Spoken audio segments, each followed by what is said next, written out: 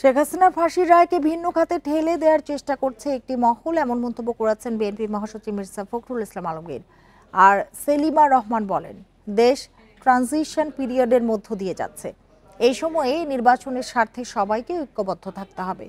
দুপুরে রাজধানীতে এক অনুষ্ঠানে এসব কথা বলেন নেতারা। বিজলি কেবলসের স্কিন কোটেড ইনসুলেশন আগুন প্রতিরোধী। বিজলি কেবলস, নিরাপদ আজীবন। ২৪-এর গণঅভ্যুত্থানে বিএনপি বইটির মোড়ক উন্মোচন করা হয়েছে। অনুষ্ঠানে অংশ নেন বিএনপি নেতাকর্মীরা। বইটিতে আরও তুলে ধরা হয়েছে শেখ হাসিনার ১৭ বছরের দুঃশাসন ও জুলাই গণঅভ্যুত্থানে হত্যাযজ্ঞের কথা। অনুষ্ঠানে শহীদউদ্দিন চৌধুরী আনি বলেন, জুলাই অভ্যুত্থানের মাস্টারমাইন্ড হলো দেশের জনগণ। এই আন্দোলন সংগ্রামের মাস্টারমাইন্ড দেশের জনগণ, যেটা আমরা নির্দ্বিধায় রাজপথে থেকে আজকে এই বাস্তবতার সঙ্গে খুব বেশি উপলব্ধি করছি।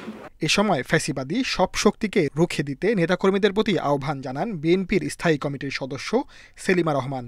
আমরা জানি সবাই এই সংস্কারের মধ্য দিয়ে আগামী দিনে আমরা ঐক্যবদ্ধ থেকে দেশকে নির্বাচনের যে চ্যালেঞ্জটা আমাদের সামনে এসেছে সেই চ্যালেঞ্জ আমরা উত্তরণ ঘটাবো। আর বিএনপি মহাসচিব বলেন, শেখ হাসিনার ফাঁসির রায় নিয়েও ষড়যন্ত্র করছে একটি মহল। রায় দেওয়া হচ্ছে কোর্টে, অন্যদিকে দেখি মব ভায়োলেন্স চলছে। এটা কিসের আলামত আমি জানি। আমি তো মনে করি যে ওই রায়ের যে গুরুত্ব সেটাকে কমিয়ে দেওয়ার জন্য একটা বিশেষ মহল ভিন্ন খাতে বিশ্ব দৃষ্টিকে নেওয়ার জন্য এই কাজগুলো করে।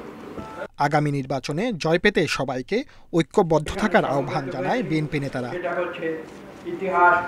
Sajjad Hossain, independent news, Dhaka.